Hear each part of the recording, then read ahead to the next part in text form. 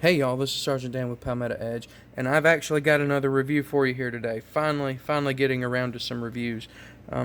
It got to a point where I had just about reviewed every knife that I actually have, and of course I'm constantly getting knives in, but I have to be able to carry them for a little while to be able to review them, right? So here we go. This is the first one since that. This is going to be the Kershaw Hops. Get a close-up of it here for you. I'm pretty sure I did a close-up during the unboxing, but if you haven't seen that, I want to get another one in here for you. So here you go. After this, I will move on into my size comparisons. Sorry guys, y'all gonna have to excuse me. I'm getting over being sick now. But here it is up against the Benchmade Bug Out. And then here it is up against the Spyderco Para 3.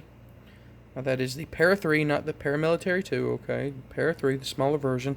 So, there you go. And let me get one more in here. It's kind of like its bigger brother, just so you can see the size comparison between the two, because they're such similar knives with similar features. Here it is up against the Kershaw Malt. So we got the hops and the malt. See a theme there? They're both beer-themed knives, right? So, alright, so specifications on this guy. Excuse me, y'all, excuse me. I promise I won't do that a whole lot through this video. So, overall length on this one is 4.75 inches with a 1.875 inch blade length. It is 8CR13 MOV steel. It's a GTC design. It is assisted. Okay, it's a flipper, but it is an assisted open Kershaw. I know there's a lot of people out there that hate assisted open knives. I'm not one of them. So yeah, have just your standard pocket clip. However, it is right hand or left hand tip up only carry. Steel frame on this thing. It actually has a liner on one side. So steel liner on that. It is a frame lock. Let's see, what else do I have on this thing? It's fairly, for the materials it's made out of, it ain't bad. It's fairly light. Let's see. Made in China, of course. This is not a USA-made Kershaw, nor would I expect it to be. But yeah, let me get into review on this one. So to me, if you are familiar with the Kershaw Shuffle or the Shuffle 2, this is just a beefed up Kershaw Shuffle, okay? It's same blade steel, fairly, if you take away all the extra of it and just get to the sharpened edge, okay? Fairly same blade shape. You do have some slightly better materials in the handles. You've got the steel as opposed to plastic scales on steel liners. This you have steel frame on. Well, here, take a look. You got a steel frame on one side with a steel scale and a steel liner on the other. Blade centering on this. Oh, let me get it for the camera here.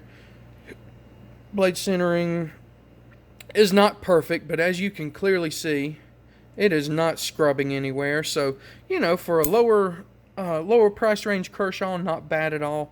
I do really like the blue accent on this. Yeah, I know it's just the pocket clip, but, well, okay, and the spacers here. The spacers are blue. That's just really cool with the steel and the gray on it and everything. It's a real, as far as looks, it's got this kind of industrial look to it.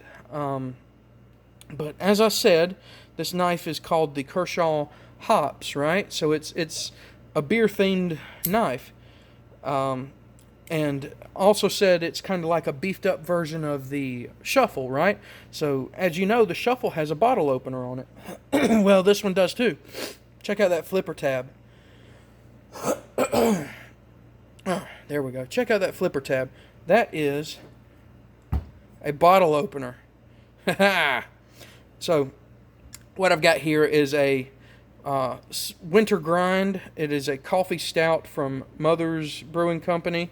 Mother's is based out of St. Louis, I think. No, Springfield, Missouri.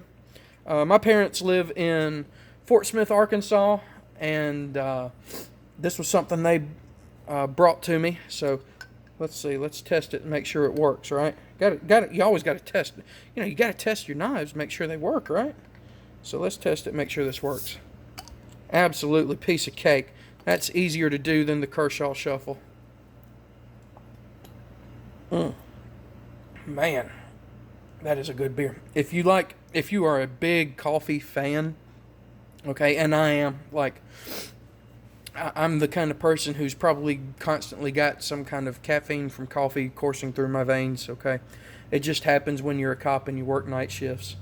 It's just inevitable. But this is just it's a good stout. It's good coffee flavor. So if you're somewhere where you can get your hands on these, try and find you one. They're great. They're winter seasonal, so they're not going to be around for forever. I don't live somewhere where I can actually get these myself. I have to have my parents pick them up for me. So anyway, back to review. Like I said, it is an assisted open. It's very, very easy to open. A lot of times your assisted feature has a little extra tension to it, okay, a little extra effort to open it, but this one's just a piece of cake. Like I said before, I'm not someone who's against assisted openings. I like them, okay? I know there's people out there that don't, so if you don't, then just keep in mind that this is an assisted open. It feels solid when it's open. There is absolutely no blade play in any direction whatsoever. It's a good small knife to carry. It doesn't have some kind of a weird, funky blade shape. It's got a good, standard, just all-around good EDC blade shape. It's HCR13 MOV steel, which as far as your budget steels, that's probably my favorite. I just have bad experience with your 440s, your 420s, your AUS-8s, okay? I just have bad experiences with those. I've never had a bad experience with HCR13 other than the fact that it just doesn't hold an edge very long. But then the trade-off for that is that it's easy to get a good sharp edge back on it. So what has this knife done for me? This knife has essentially replaced my Kershaw Shuffle. As much as I hate to say it, as much as I like the Kershaw Shuffle for like a lazy day at home carry knife, this one has absolutely replaced it. It's just a better quality. It's better materials. It's got a better bottle opener. Okay, the bottle opener works better on this one than the Kershaw Shuffle. So that's essentially what this knife is to me. I don't carry it when I go out. Certainly don't carry it at work. It'd be weird to carry a knife with a bottle opener on it at work, okay? But as far as my lazy at-home drinking and cooking and stuff like that kind of all-day thing, this has definitely been the knife that has replaced my Kershaw Shuffle for that. So, yeah. Let's see, what don't I like about it? It's a little big in this dimension, okay? It's a little wide. I guess that's wide. It's just a little. I mean, it's not bad. It's not a complaint. So much as it is just something to note. You know what I mean? Lockup. It has a fairly early lockup.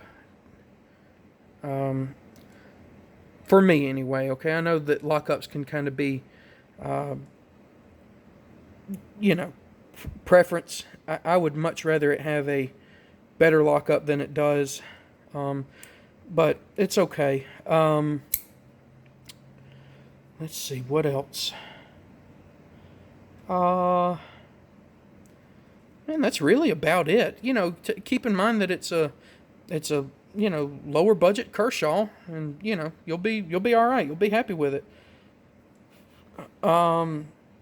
So how much did this knife cost me? I honestly don't remember right off the bat. This knife, one thing to definitely make you aware of, this knife is discontinued by Kershaw.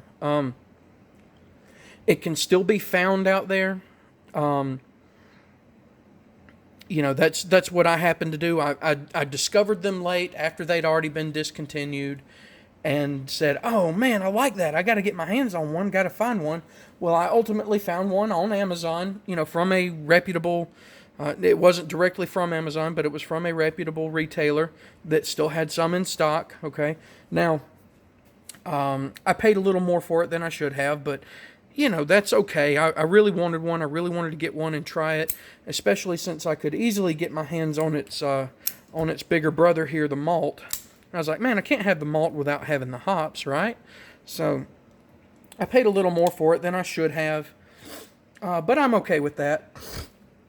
Now, original retail price on it, at least on Blade HQ, was $16.99. That is absolutely fine for this knife. $16.99 for everything you get here is a very fair price, in my opinion. I would have expected it to be closer to 20, 20, 25 or so, just because of the build, the materials, all that kind of stuff. Now, what did I pay for it? I think I paid closer to 30 for it. Okay, to be honest, to be transparent and honest with you, I think I paid, if I remember correctly, I paid closer to 30 for it, and yeah, that's high, but I don't regret it. I have really enjoyed this knife. It's been fun, and it will continue to be fun. Like I said, this knife has replaced the Kershaw Shuffle in my at-home lazy day carry. So, if you can find one, they're absolutely worth getting your hands on. It's a great little knife, especially if you're already a fan of the Kershaw Shuffle. This one's just going to be over the edge for you. I got to get another sip real quick. I'm getting dry. There we go. Otherwise, unless you just see this review and go, "Oh man, that's so awesome. I got to get my hands on one of those." It's worth passing on, okay? Especially since they're discontinued and a little harder to find now. So just as I usually say, I put my reviews out here for you guys to be able to see the product, to be able to see one person's opinion on it, but always use your own judgment. Don't take what me or any other reviewer for that matter, okay?